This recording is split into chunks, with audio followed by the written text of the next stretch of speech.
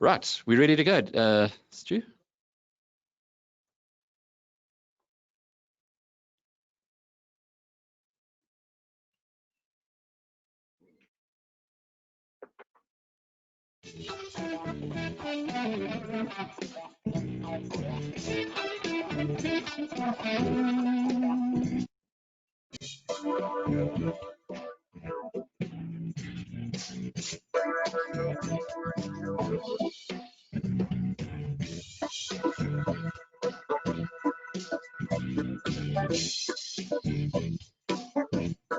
Well, there we go. That's Dave, have you heard that? Please tell me you've heard that signature tune before. It's for our new Alec Hogg show and for our Inside Investing. You can see, Mr. Shapiro, you need to start consuming other types of media. I know you're always on the media all the time, but anyway, we've got a new program called the Alec Hogg Show.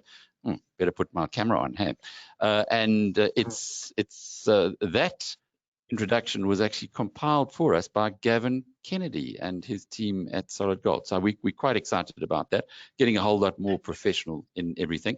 As you can see on your camera though, David Shapiro and Chris Logan, we will be talking today to Gavin Hudson, who is the Chief Executive of Tongaat Hulett. Chris, you've been following the Tongaat Hulett story. This is the first time we've had a chance to bring Gavin Hudson onto our webinars, but I'm sure you've lined up quite a few interesting questions. No, sure. There are lots of questions. I think, you know, Gavin joined a company where he thought there was 10 billion equity, as stated in the annual financials. And then before he knew it, he only had 4 billion, you know, once they come to grips with what was true or not. And yeah, so I've certainly got a few questions. David, we've been following the Tongaat story for a long time with Peter Stader and his rise and fall in many ways. It was a big surprise to see that there'd been mismanagement of the financials over a long period, but I guess it's not something that we are unused to now in South Africa. No, and that's where the questions arise. You know, those are the questions we ask Gavin. It's not his fault, and we're not pointing at him, but we're still trying to work out how these things happen, because you know, unless you're a Chris and you really dig deep down into the numbers and start analyzing every number that comes out, for most people who read the accounts, you know, we get a broad view. But the question is, we rely very heavily on the non-executive directors who are there as you know, to watch over the board, and also you rely on the auditors. And if you can't rely on them, well, who do you rely on? So I think those are the questions that I keep asking of corporate South Africa as more and more scandals erupt, you know, around a number of issues. So yeah, you know, that's the kind of line that I want to pursue in asking Gavin, and how far this has gone back. It's so interesting. We're going to be talking lots about Tongaat Hulett in the next little while, but going back for the past week, with the Sasol numbers coming out, or the Sasol announcement coming out on Friday, it was a bit of a delayed reaction on the market, but the share price down in the early 120s as a consequence. Well, we've lost you, Alec. So that you really helped us out there, David, because a few weeks ago, when we had Sasol in our portfolio, having bought at 28 Rand, they're sitting at 145 due to retail investors in America playing with the Sasol shares. And well, we sold, and I think those who followed us are feeling a lot more comfortable now. But what do you make of the Sasol announcement on Friday? Well, they're not out of the woods yet. You know, they've still got heavy debt, which should never have been there. And they're relying very heavily on selling assets. I think the price that they're getting for 50% of their, you know, the processes in Lake Charles of the production there, you know, the 50% that they're getting for the assets, I think is less than we were expecting. Number one, and I think the second thing is that they're going to rely very heavily on oil prices and on chemical prices to get through over the next few months. So they're not out the woods. They haven't completely put aside the fact that they might have to raise money, which could be as much as 30 billion rand in a rights issue. So you know, for me, you don't have to look for trouble. Where you find companies like this, which are facing heavy debt, you know, there's so many other businesses that you can invest in. We like to watch it, but I still think there are issues ahead. Chris, you've been an activist or a shareholder activist for a while. People might not remember that you, at your time in unit trusts, were the rock star investment manager in South Africa when you were running BOE unit trusts. Is Sasol not one of those companies that your shareholder activism should be focused on? Oh, definitely should, Alec. You know, the one thing that stands out, you know, I had quite good insight into Tongaat, only because I did an immense amount of work. So it's literally months and months of work. And, you know, you can't do that in too many places. So we need more activists and we need more people who are prepared to do the detailed work. You know, of course, there was one other guy who was really good on Tongaat, and that was Dave Willem, you know, who really did a great job. You know, towards the end of Stardie's tenure, Dave got involved, but he did a great job. But if you speak to Dave, he'll also tell you, you know, that's months of detailed, meticulous work, corroborating it with outside sources, and it's an extraordinary amount of work, and you can only do so much. Of course, from a top-down perspective, you can often see that these companies are mismanaged. If you look at whether they align with shareholder value, you'll generally see all of them aren't. In other words, they haven't instilled the owner-managed culture via aligned incentives or share interests. And you know, I think in South Africa, I don't want to invest in any company which doesn't have a owner-managed culture. It's just too risky with the weak economy and, you know, the disclosure problems. I don't know if that all makes sense. It does, but getting back to Sasol itself, is that something that you've been paying attention to? And I'll show you in a minute why I'm asking this. And I'm showing the ADR, which we can see on the screen. If I can just get my tech right, there we go. The Sasol ADR, in other words, that's the share price of Sasol on the American stock markets. It's come down a long way from where it was, well, in the past year alone, but let's just go back 5 years. And as you can see there, it was trading at $30 a share, and it's now around $7 a share. And the major part of this reason is what they did in Louisiana, and now they've gone and sold off half of their Louisiana investment of over $10 billion for just $2 billion. So it kind of crystallizes, if you like, the cost of that investment. Is that not something, given that there's so many thousands or tens of thousands of South African shareholders involved, that you would be wanting to get your teeth into? I wouldn't mind looking at it. I am sort of keeping tabs on it. What is noticeable, that whole sector, if you go and have a look, just look at Exxon Mobil, I see there's a company called Next Era Energy. It's just now surpassed Exxon Mobil's market cap. So these things are genuinely running into serious headwinds. And, you know, Exxon's a well-run company. So their headwinds, and, you know, I know Sasol, just from picking up bits and pieces, their project management's been terrible, misaligned incentives, basically apathetic shareholders. I'm not in a rush. I think there are better things, easier things to get a handle on quickly.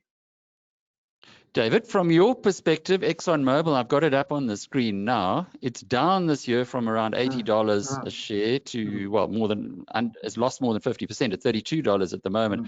We've got a really nice podcast from the Wall Street Journal where they dug deep into Exxon Mobil, and they're taking a bet on oil and gas and completely moving away from renewables, not interested in renewables at all, which is where you get someone like BP who are going aggressively into renewables. Is the market maybe overestimating Exxon Mobil? And I'm asking this because Chris is right. When we look at Sasol, we should be looking at their peer group. you're going to find over the next decade huge pressure on fossil fuel. And the problem is, Alec, regardless of whether we use it or not, and we're still going to use it, it's when you sit in the boardroom and someone attacks you for where you're going and for your exploration and so on. That's where the problem is going to be. It's going to be boardroom problems. And I recall once we were talking, I think, on a podcast, remember, and we were talking about Sasol and we were talking about the benefits. So this was maybe a year or slightly more than that. And a lady phoned in from Cape Town and got hold of us because of the issues that Sasol have in Secunda with clean air. And suddenly you're backpedaling and having to defend ourselves for the call that we made. So, and that was light compared with what's going to happen. So whether you like it or not, I think the one thing that's going to come out of the mood that we're in at the moment, and I'm talking the pandemic, is that people are going to reflect on their lives again. They're going to reflect on who they are and what we've they got are. David's, we've got his sound right, but now there we go. Okay, Dave, let's just hear. Okay, sorry. And so I think that things are going to hot up against energy companies. So if you're not in renewables, I think the problems are going to be at boardroom level, and you're going to choose to move away from that, from those businesses. So from that point of view, I remain very, very reluctant, despite the fact that they might be crying out from a value point of view.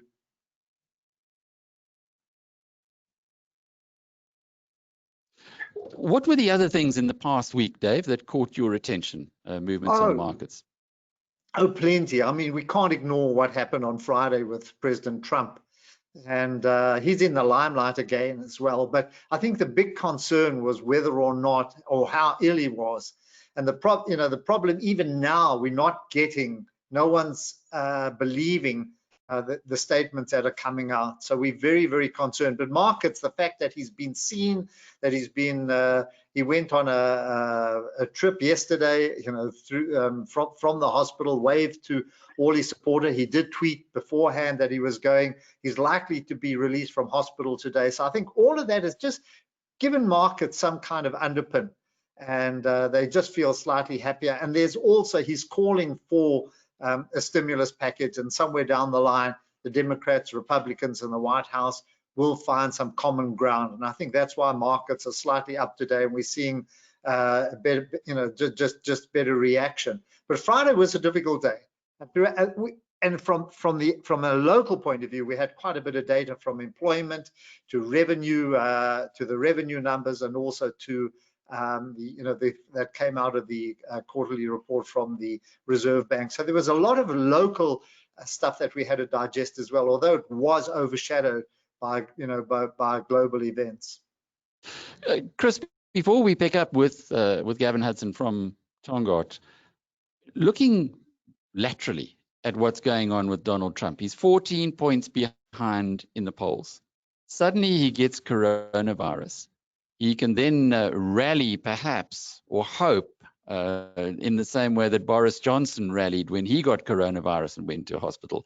Do you think there's any political shenanigans going on in all of this? Obviously, markets have reacted, but is there anything more behind it, Chris? Sorry, Alec, there was a bit of difficulty there. You broke up. All right, so let's just talk Donald Trump. What happened with Donald Trump? Do you think that that's for real, or do you think there's a bit of political shenanigans going on behind the scene? It's a good question. It seems, quite a few of his close associates have got it, so one tends to think it is for real. But he does seem to, they do seem to be telegraphing a very speedy recovery, which makes you wonder. So, yeah. Mm-hmm. It is interesting. I was having a look this morning at the Wall Street Journal's headlines, and they say he's getting out of hospital later today. Yeah, exactly. It's the quickest coronavirus recovery we've seen so far. Some people, though, still think he's going to win. I certainly wouldn't discount it. I mean, there's a disaffected segment of America, like there is in most societies, and it's hard to ignore that, and we tend to underestimate that. Yeah. David? You've got the John Wayne type, the hunters, football players, urban white American, and I think don't discount how they feel about America. They always see the threat from the outside. They think that there are aliens coming to capture their famous America. So it's a different feeling from the liberal left, who are much more anti-Wall Street. So you've got a completely divided America. We can't assess it. I would not, don't take a bet on it. That's the whole problem, is that it can go any way. I think a lot of people already voted. They're putting in their mail votes and so on. But it's still going to be a very close race, and it's very difficult to call. We don't really know Middle America, or that urban America. David, Pete Lowe wanted to just mention that he likes the picture of you and your daughter. That's my wife would love that. In fact, that was exactly 2 years ago that photo was taken in Riverside Park in New York City. It was my granddaughter's bat mitzvah, and tomorrow is actually her 14th birthday. So it was on her 12th birthday. Yeah. We've all gone a lot older in those last 2 years.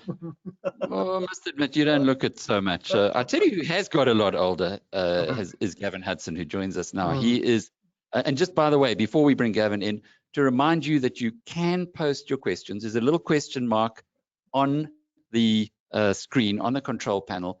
And if you'd like to post questions there, members of the community who are attending this, please just click on that, type it in like Pete did to comment on David. By the way, David, before you forget, he wants to also know, Pete wants to know at the end of the show, your views on Naspers remaining under pressure. But we're not talking Naspers, we're talking Tongaat Hulett now, and we're talking to Gavin Hudson. Gavin, do your friends say you've aged a little? How long have you actually been in the hot seat now at Tongaat?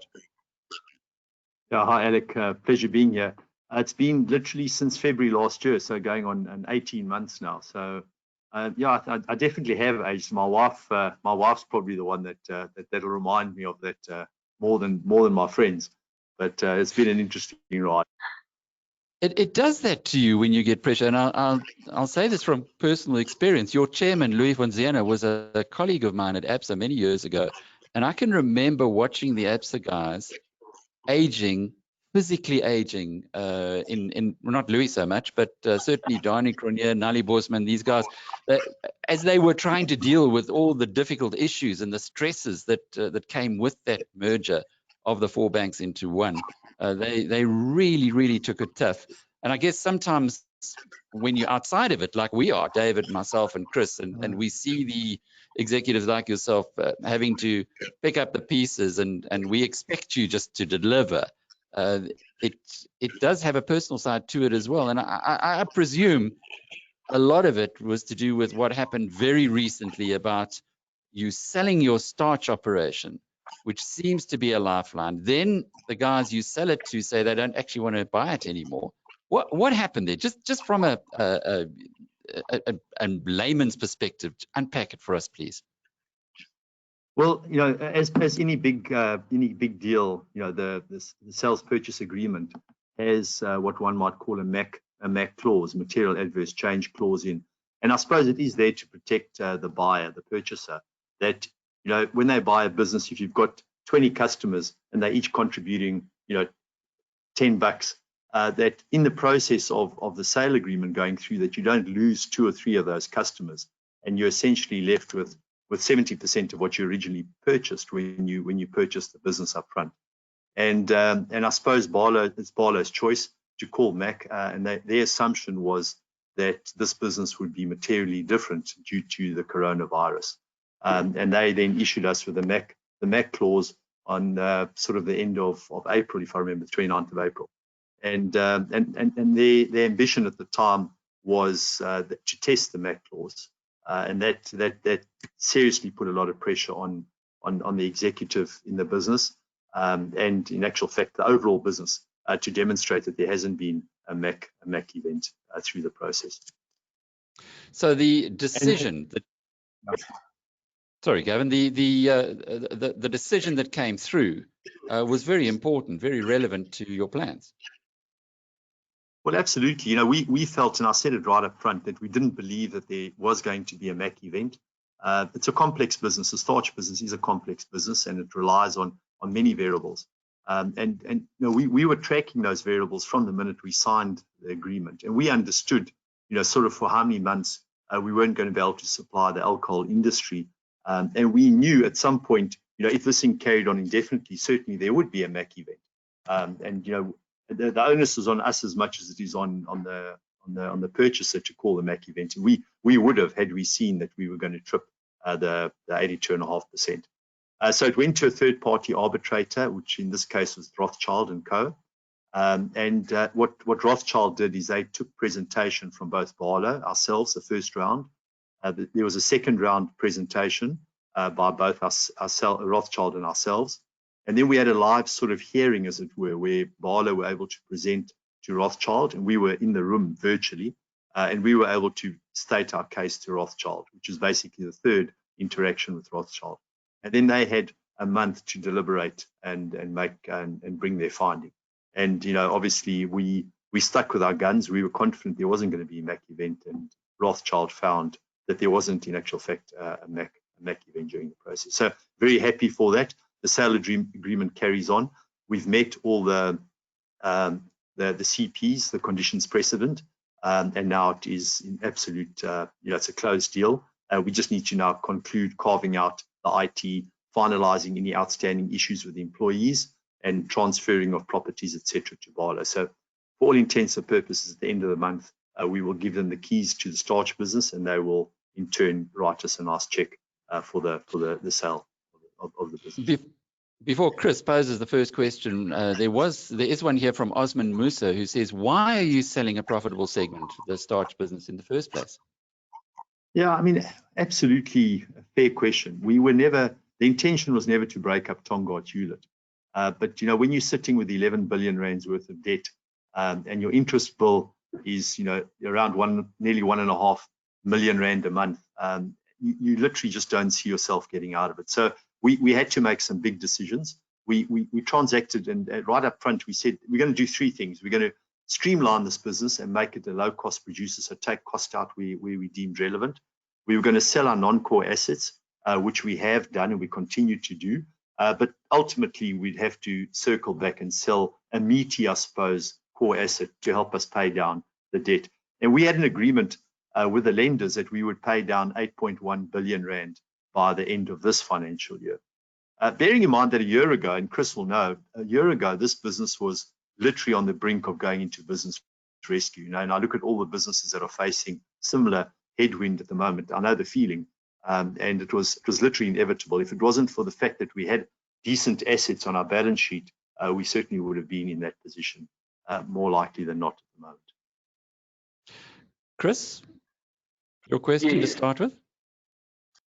Sorry, I missed you there. I was offline for 2 or 3 minutes, but just picking up, you know, Gavin walked into a situation, as I say, he thought the reports showed he had 10 billion of equity, and then before he knew it, you know, there was only -4.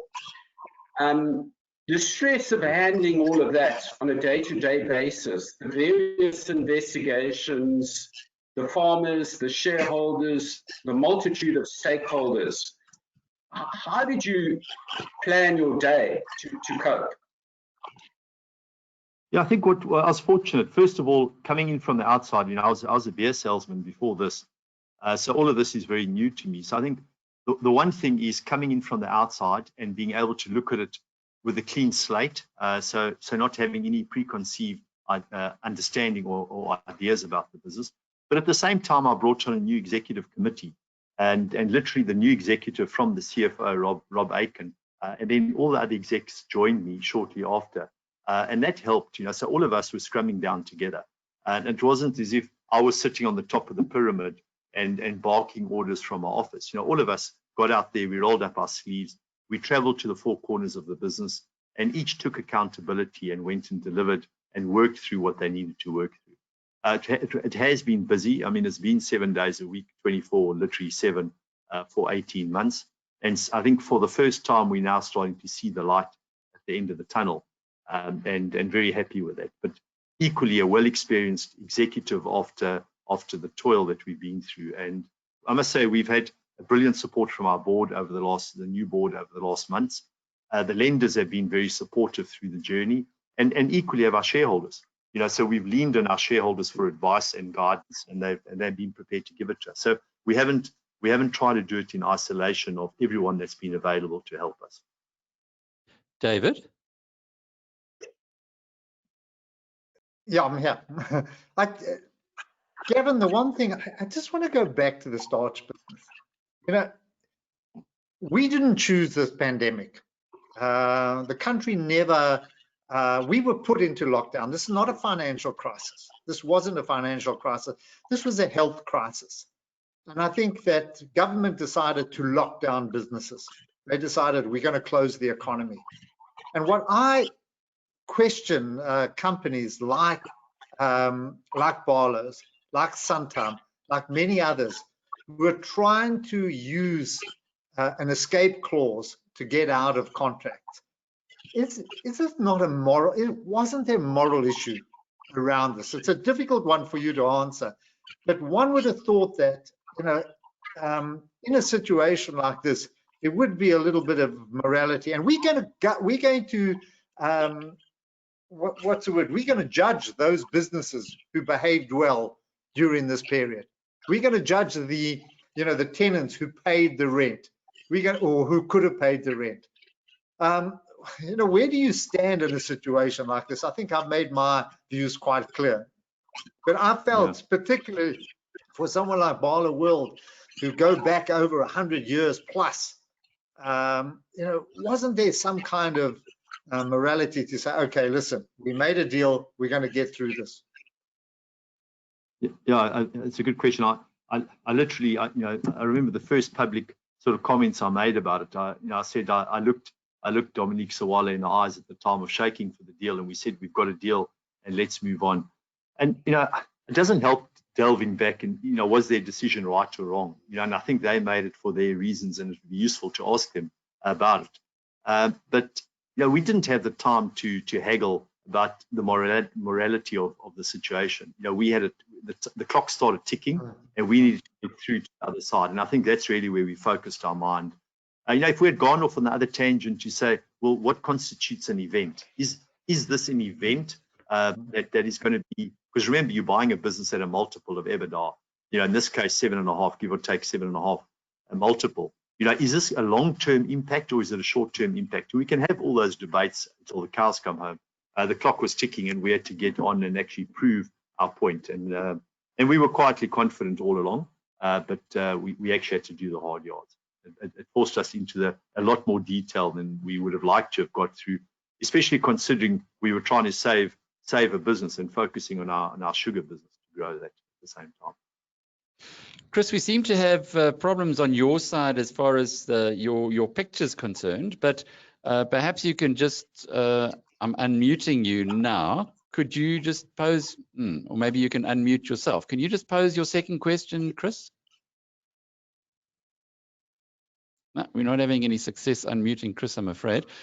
I'm coming from, Gavin, is many people will have a look at this now and have a look at Tongaat Hulett and what you've done already so far, and ask the question and whether they should be jumping aboard the bandwagon now. So it's obviously a little mercenary, but then as far as investors are concerned, there's never too much sentiment that's involved in it.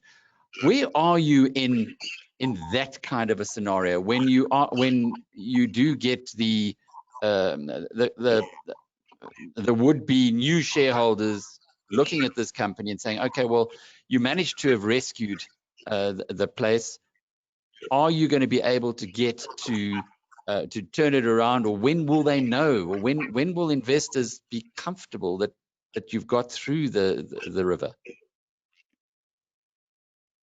Alec, I think if you look at the financial results that we delivered in the first year, March, year ending March, you would have seen a significant improvement across our sugar businesses, be it South Africa, Mozambique, and Zimbabwe. So I think when you're an investor looking at the business and you say, well, now you've sold starch, bearing in mind starch was a decent EBITDA business, but the prospects of significant growth weren't there, and we understand that, and we presented that over many years. But when you look at the sugar business, we see a different story. Here we're seeing a significant upside in terms of the business. And there are two ways to look at it. The first is to say this business is we're still scoping what was really a very badly run business and transforming it and looking at the way good business should be run. So that's the first point. So there's still a lot of work to be done there. The second is the sugar industry isn't dead by a long mile. You know, if we look into Africa, our deficit markets have nearly 2 million tons of opportunity that we can supply into, because we've got trade agreements specifically out of our Zimbabwe business. We've got opportunity on per capita consumption. If we look at the per capita consumption of many of our neighboring countries, they're very low. And whilst, you know, I know a lot of people, myself included, would look at sugar and say it's not great for your health. Bearing in mind, everything we eat and buy from the shops literally has sugar in. But in Africa, in African markets, it's a staple diet. And it's a necessity that people literally can't get to at the moment because it's often overpriced. So our strategy of being a low-cost producer, accessing neighboring markets and streamlining our businesses to make them more efficient and improving the margin is where we're going. And we're seeing a huge amount of runway in the short, medium, and the longer term on our sugar business. So, you know, I think a lot of people sit in the ivory towers, as it were, and say sugar's bad for you. But let me tell you, the opportunity when you look into the numbers is significant. And then we've got the assets, we've got the land portfolio, which is a significant asset base. And we would like to unlock that. And we're trying to do that with partners. We talk about PropCo at the moment. And we can either sell the property or we can co-develop it. Obviously, our balance sheet doesn't allow us at the moment to specifically go and co-develop, but that doesn't detract from the fact that we have a significant asset and we're able to unlock the value of that asset over time. And we've demonstrated, if you look at what Tongaat did for Umhlanga and Umhlanga Ridge, that was all developed in conjunction with Tongaat Hulett. So there's a lot of upside, a lot of opportunity still down the line. And then we haven't even started talking about the innovation or the additional co-products that can be generated through sugarcane, like ethanol, etc. That we're looking at projects both in South Africa, Mozambique, and further afield. So the glass is certainly half full when I look at Tongaat Hulett, even though it's only a sugar business moving forward. I'm just going to put on screen now, Dave, as you ready for your next question. I don't know what's happened to Chris, but we perhaps Stuart will be able to bring him back in. But just putting on screen here the picture of a market cap of Tongaat Hulett over the last 10 years. And sure, I'm just really playing Mr. Techie here today. But Gavin, what I'm going to do is while you're not talking, I'm going to mute you to make sure you can stay with your picture on. But there we go. Okay, the sound sounds a bit better. Dave, if you have a look at this, 6 years ago, you had a company with almost a 25 billion value. Today, it's about $1 billion. So we are looking at a business that really, I mean, it's indescribable the way that it's turned around. However, in the annual report, it says that the property is worth 11 billion, and that if you take the money that comes in from the sale of the starch, so that's about 5, then it means that you've got a net value, a net debt of about 6. So I hope I'm making sense in this. But if you start off on the one hand, you've got property that's worth 11, let alone everything else. You've got debt of 6. That would say 5 billion rand. And looking at a market cap, that's a lot higher than it is at the moment. Yeah. The only problem is that property is worthless until you can sell it or convert it into something that's going to be of use to someone else. In essence, you're absolutely right. You know, any potential buyer will look at it and say, we've got all this property. But the problem poor old Gavin's facing is that we're in an economy where I don't think everybody's rushing out and wanting to develop this property. You know, before the property was used to grow cane. At the moment, they've shifted the growth elsewhere, or alternatively, they're still growing cane on it. So it's got to be a useful asset.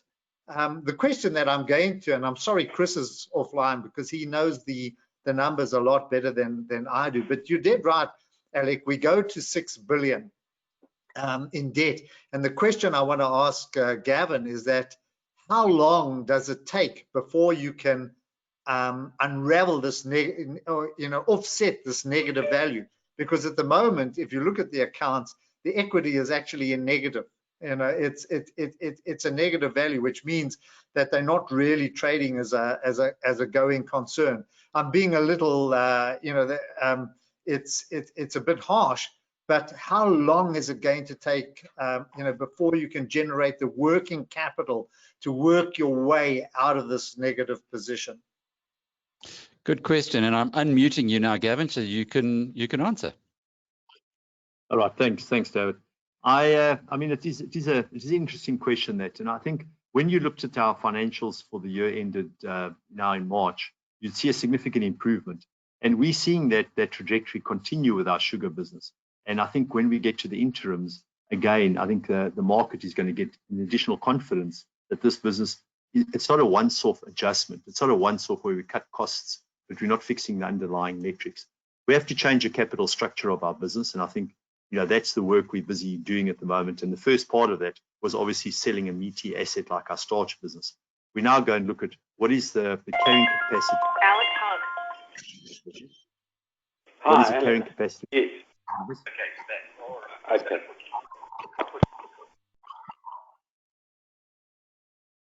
Yeah.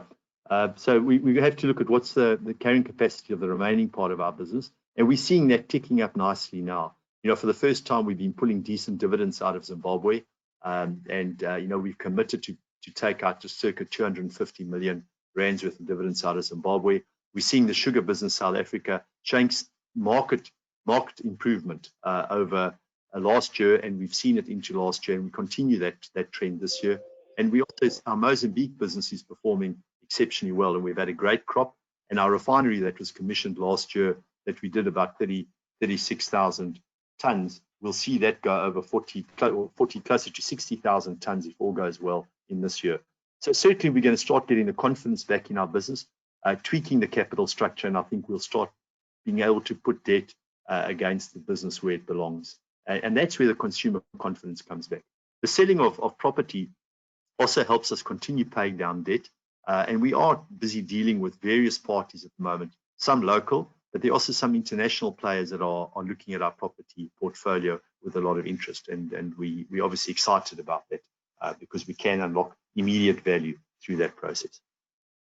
That's very interesting. We have got Chris Logan on the line now. It seems as though Cape Town's internet is taking a bit of a whack today. Chris, can you hear everything clearly? Yes, thanks a lot. Your question. Well, I've been very impressed as to how quickly you've effected a turnaround, notwithstanding how difficult it is to turn around a big ship like Tongaat with all that's going on. But as an analyst, what guidance can you give us as to how many efficiencies you can take out the business or bring into the business? What's the scope of the efficiencies you can bring to this business? We know it was badly managed in the past.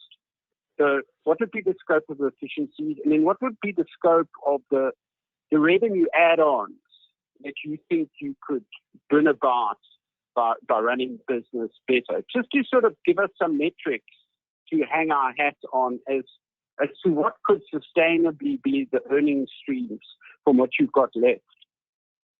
Thanks, Chris. Gavin, I'll unmute you. There we go. Okay. Thanks, Chris. I think Chris, we haven't given guidance to the market yet, so I won't talk about specific numbers. But what I can tell you is that we are seeing a sustained performance in our sugar business, and we're building on the results that we released recently. So, the guidance here is that we're continuing with the trajectory, and it is a sustainable number. And when we're looking at the efficiencies, what additional efficiencies we can bring into the business, we're expanding our scope, not just to look at, this is not just about cutting costs, through the income statement, but it's about generating additional revenue at the top line. And here we're looking at our export market and our deficit markets. And there we're making significant progress. Plus we've got the additional innovation pipeline that we're busy working on. And I think as we get to our interims, we'll start being able to give a lot more guidance to the business. We have been busy, and to understand the cost structure of this business has taken us a significant amount of time. You have to bear in mind, when I started here with Rob at the beginning of last year, there wasn't something like management accounts on a monthly basis. There wasn't information available to actually track the business. It's taken us months to understand the proper cost base of the business. As you'll remember, the findings in the PwC report saw a lot of the costs being allocated to projects, being allocated to cane routes, being allocated all over the place. So we had to really rebase the whole business, and that's taken some time. And we're now in a position where we understand the business, we understand the cost structure, we understand now what headcount we need to run the business effectively and efficiently, and now we can start making progress around harnessing the revenue, the potential that we see in the business, and translating that into margin. And we're making good progress there. David, do you want to come in with your next question, please?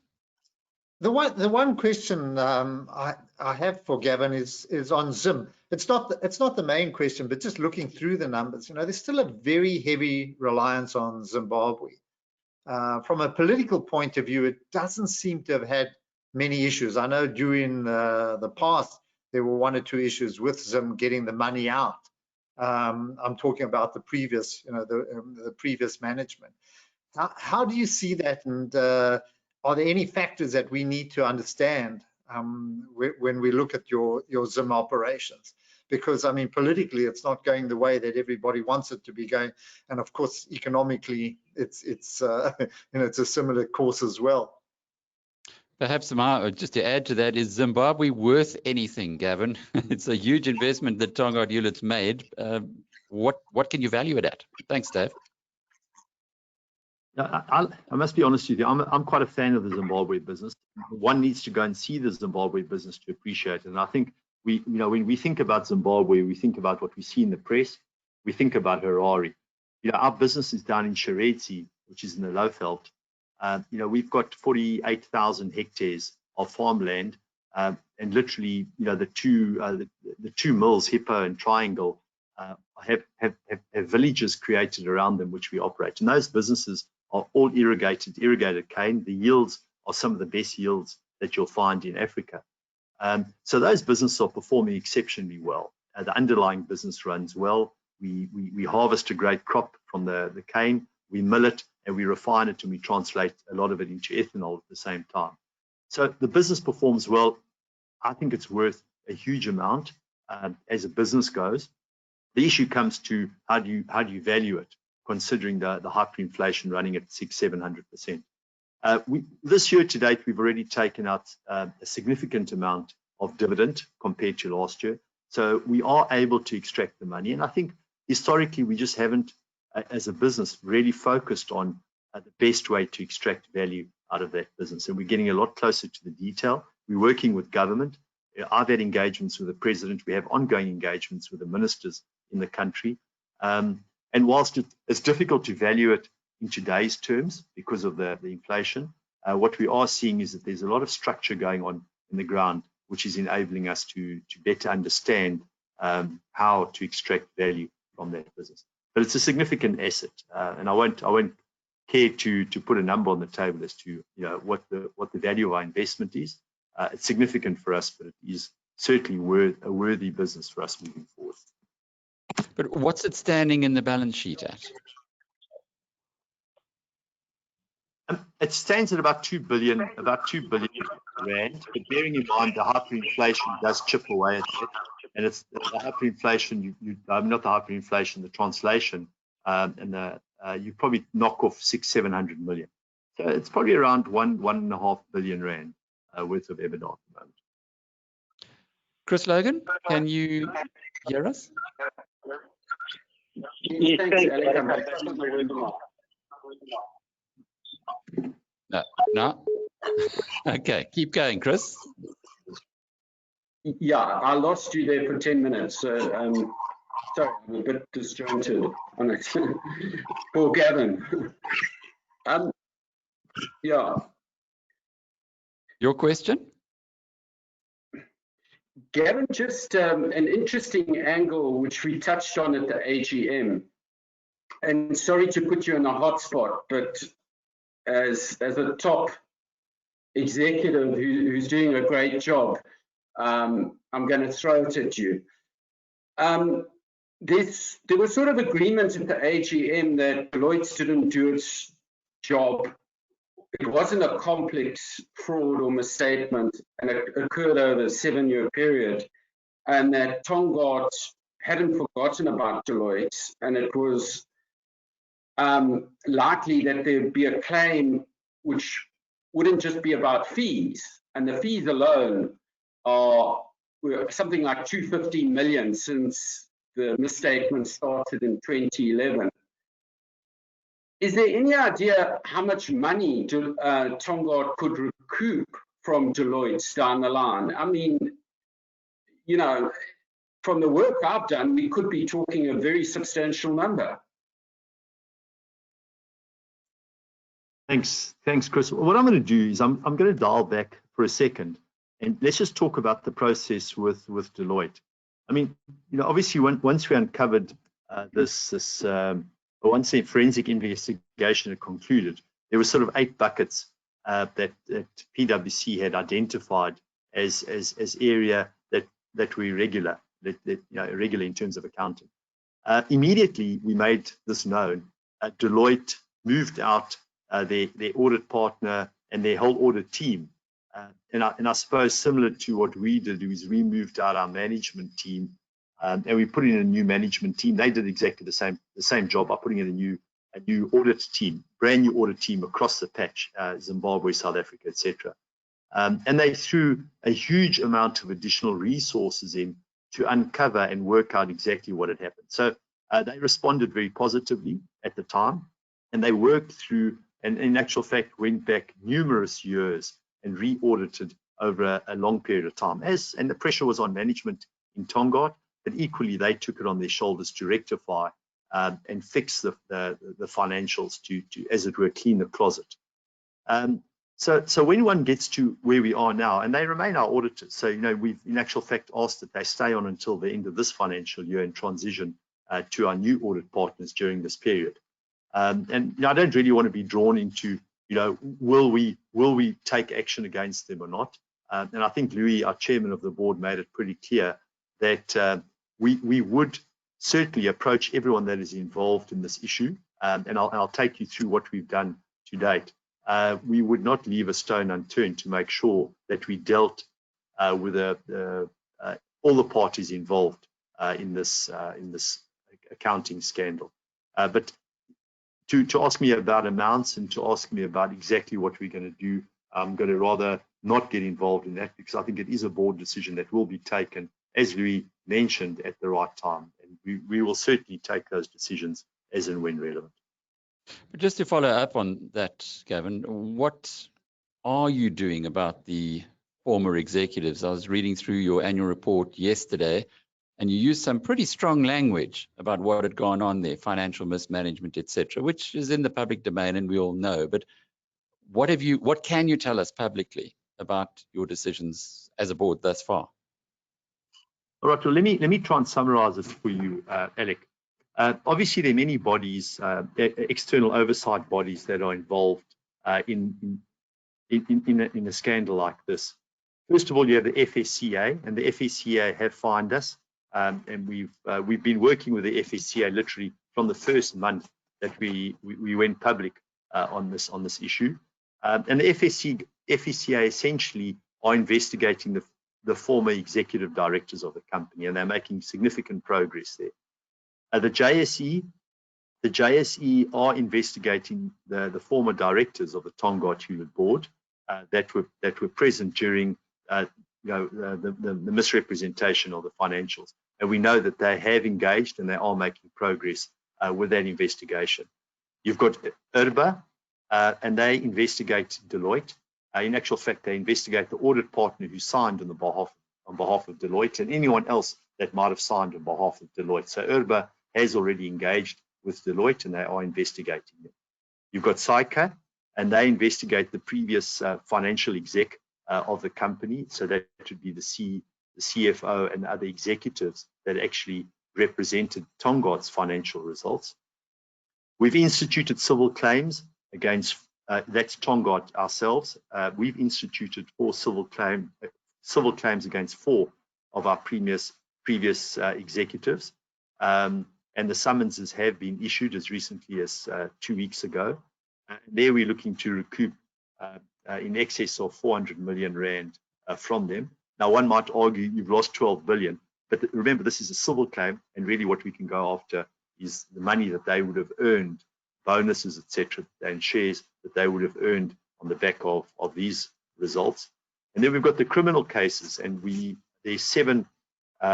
There's a criminal case against 7 previous executives underway in South Africa, which is being investigated. In actual fact, we're also providing additional horsepower, as it were, to assist the NPA with the investigation. And there's 7 people being charged in Zimbabwe, and some of them are overlapping. So some of the South African executives are equally being charged in Zimbabwe on criminal cases. Obviously a little bit slower in Zimbabwe, but at the same time, we're also providing whatever support we can to the Zimbabwe police as we do to the NPA. So if you just flick through that, there's a huge amount of work underway. And, the adage that the wheels of justice are turning, I can comfortably say that they have started turning, and we're actually starting to feel the investigations are taking some traction. As I think we can see in the rest of South Africa as the NPA kick into gear. Is it distracting in any way for the executive team and the board?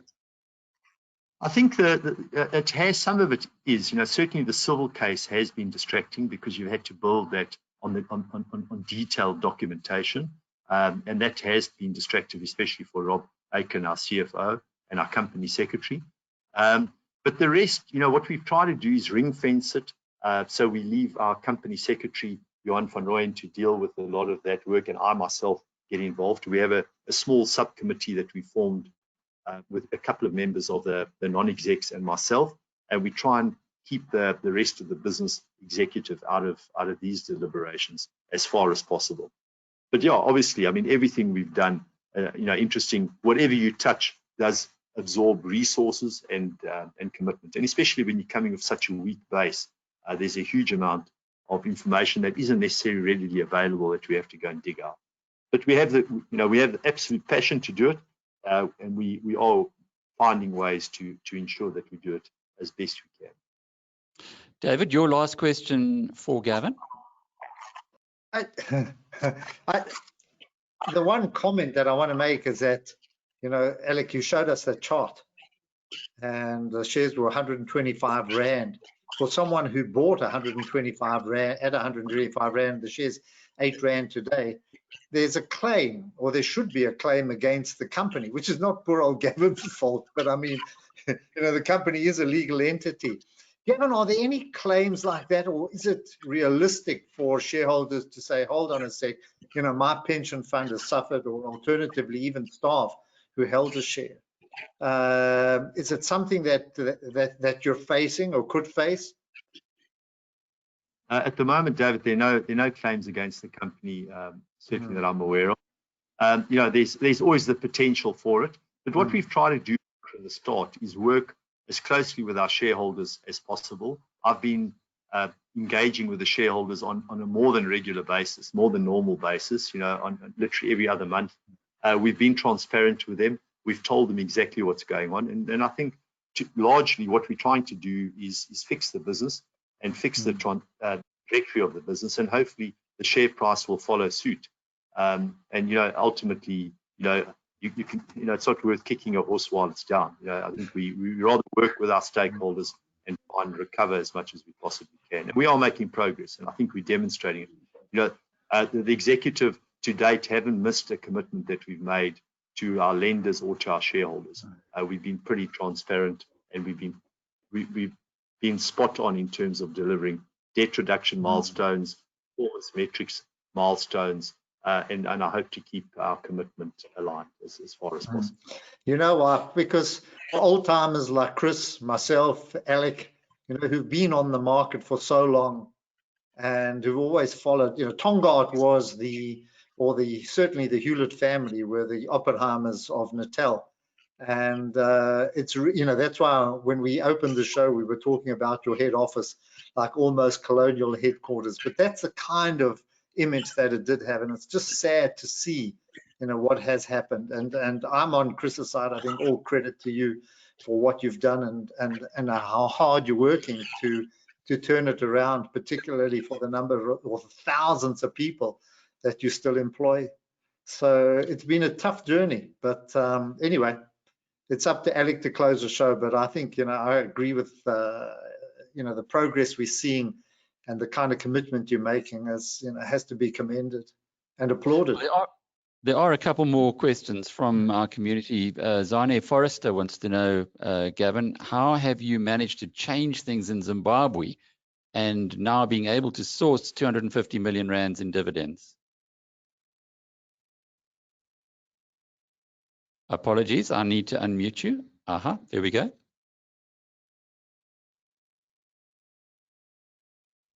Okay, there, I'm unmuted. I think the changing, first of all, I think, David, it's been a team effort, so thank you very much, but certainly not myself. I've got a very competent exec that are working with me, and we've got some great talent in Tongaat, and I think a lot of them haven't been brought to the fore, and we haven't actually transferred accountability to these people. And I think Zimbabwe is a point in case where once you go, then we spend a huge amount of time, obviously notwithstanding the COVID challenges that we've had. But we spent a lot of time in Zimbabwe and working with the people. And I think it's just about leadership. It's just about understanding what challenges they face and working with them through it, working with the communities in which we operate and the stakeholders. It's a great business. It's tragic that it is in the position it is. And I take David's point. I really think that had we been given the opportunity maybe a bit earlier, we would have seen a totally different scenario play out for the company. To get to Zimbabwe, Zimbabwe is just around, I suppose, making reality your friend. We understand what we can and can't do in the country. We understand that exports are absolutely crucial to growing our revenue line, and exporting in hard currency allows us to extract a dividend out of that country, and also putting a treasury team in place on the ground that allows us to work with the banks in Zimbabwe, work with a team here at Amanzimyama in Durban, and make sure that we leverage every single opportunity that we can. So I think it's just attention to detail, certainly in Zimbabwe, and it's a belief. Johan Oudendal follows up that question, Gavin. He says the dividend from Zimbabwe, was this Forex released to the South African operation and recognized? Yes, yeah, we've in actual fact paid 200 million to ourselves to date off a target of 250, and that money is in our bank account in South Africa. So we were able to do it, and it's out of export proceeds, largely out of export proceeds from the country. But at the same time, we have been able to transfer some local Zimbabwe currency into hard currency and pay ourselves a dividend out of that at the same time. And the team, literally the treasury team, meet on a weekly basis and work through the opportunity that we face on the ground in Zimbabwe. And we've had a team up there now for 2 weeks working tirelessly also to continue looking for the ongoing opportunities. We've increased our export proceeds from around 11-12% to a little over 30% now, and it certainly is starting to pay, excuse the pun, the dividends that we need out of the country. And the last question from our community member comes from David Melville, and it's more of a comment, I guess. He says, for me, one of the best indicators that a company will do well is seeing directors investing directly in their company, putting their money where their mouths are. I'm pleased to see that Gavin has recently invested R1 million through his share purchases, as well as Rob Aiken committing 352,000 Rand. May I ask the number one reason why you made this purchase? Yeah, thanks for recognizing that. Well, there are two things here. It's the first time I've had the opportunity to buy shares since I've joined the company. I'm a firm believer that the destiny of the company is in our hands, and we see the upside potential of the company. So whilst it might seem late in the process that we're buying shares, I remain absolutely, myself and Rob and the rest of my exco remain absolutely committed. And as I've mentioned right at the beginning, the glass is half full for me. We see the potential and the opportunity, and we'll continue extracting value through that. We also employ 35,000 employees in this company. You know, the communities in which we operate are vast. So this isn't just about Tongaat selling brown and white sugar. This is about a whole value chain that we're protecting, and we certainly are committed to that, and we remain committed. And I will continue to invest in Tongaat over the period. Chris Logan, if you would like to pose your final question, please. Yes, thanks a lot, Gavin. As you point out, both you and Rob have bought shares, which very recently, and perhaps that's the start of a swing towards an owner-managed culture, which I believe results in higher returns and lower risk. But that's just the tip of the iceberg, because really to get an owner-managed culture at a big ship like Tongaat, you need a lot more initiatives, you know, not just the CEO and the CFO buying a relatively small number of shares. Is that owner-managed culture something the board is aspiring to, and perhaps you could give us some indication, if so, how it will, you know, go about implementing that change? Thanks, Chris. Good question. Yeah, I know, Chris, and I agree with you that the owner-managed culture is certainly the way to go. Bearing in mind that the last year, the share hasn't traded. You know, it was stagnant. It was literally off the JSE for most of last year, and we've had closed periods after that with the MAC, etc. So we haven't had a base to actually issue shares to the executive in the company.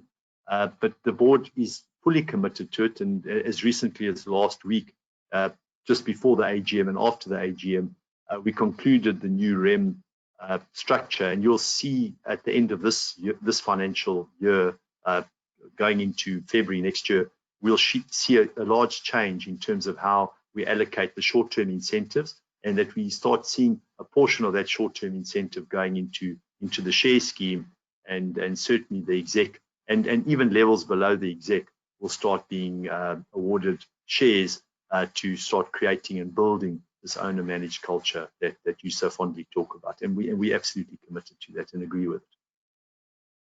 Gavin, thank you again for your time. We did use a little more than we anticipated, but it's been very valuable for existing and potential shareholders. Thank you for that. David and Chris, if you can just come back quickly and just to wrap and summarize on your thoughts of what you've just been hearing. David, perhaps we can start from you. I'm just looking on the other screen here at the Tongaat Hulett share price, sitting at I don't know if you can see that, but R6.50. You don't want to think. What were you saying earlier? 100 or whatever. Let's not look back on that. 125 Rand to R6.50. I got quite a lot of confidence listening to what Gavin had to say. Was it justified? Are we being? No. And how? I've identified 15 companies on the JSE that are ripe for takeover or ripe for huge gains. And of course, Tongaat is one of them. So I think, you know, Chris alluded to it. You can see it coming through in management. You can see it coming through in the results now. It's a hard journey. There's a lot ahead. And, you know, Gavin doesn't only face the past, he also faces the future, where, you know, sugar is notoriously fickle. You know, that price can go all over the place. So he's still fighting those kind of issues as well. But I mean, you've seen from the interview today, you've got the right man there and you've got the right attitude. So I think that if you've got the what's the word, the courage to hold on, you've got an option for I think very bright future here. So don't ignore this. Chris, your final word? Yes, no, thanks, Alec. I agree with David, and all along I've said Gavin and his new team are doing a fantastic job. We just can't forget what they inherited or picked up on, which was a huge chunk of negative equity. But whenever I interact or I see the new team, it reiterates my confidence. I think they're doing a great job turning a very difficult situation, and all the best to them. So at R6.50, are you filling your boots? I've bought one or two recently. I need to look at it a lot harder. There are a lot of companies in South Africa at the moment which sort of fall into this category, where they've been decimated, and I think they're now worthwhile looking at. The only issue with Tongaat, with all the restatements and the negative equity and so, there's a bit more guesswork. But, with Tongaat, I think you've got one of the best management teams in place now. So, yeah, it's certainly an option. That's quite an endorsement, Chris. One of the best management teams in place.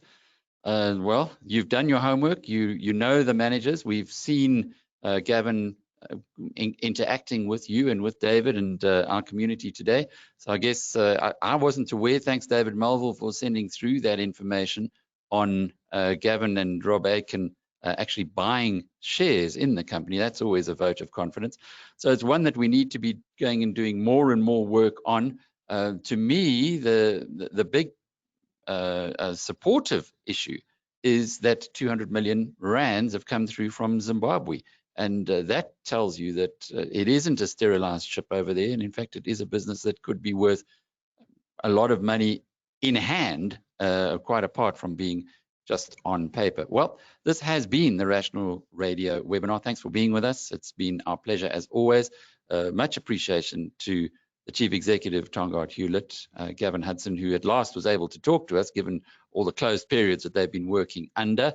And to Chris Logan, who came in as the expert, and of course, as always, David Shapiro, the super expert, is here with us every week. Next week, we're talking Sanlam with a very strange, if you like, chief executive who's moved across from being the chief executive at the rival Old Mutual. Okay, there are a few years between it, but if anybody knows the competitive landscape in South Africa, it's Paul Hanratty, who is the new CEO at Sanlam. We'll be talking to him next week with results having recently been released. It'll be interesting to get his take on where Sanlam is going. David, as always, will be with us, and we'll have Koki Koiman on the call as well. This time, we hope to be able to see Koki for the first time. He's been struggling a little bit with his videos, but we are looking at getting that all the tech sorted out. Well, that's it for us for this week. Until the next time. Just to remind you, we do have another webinar tomorrow, which is on emigrating to the United States. It's a sponsored webinar with our partners, Sable. They've got all the inside information for people who want to go and live somewhere else in the world, and you can join us at the same time tomorrow. Until then, cheerio.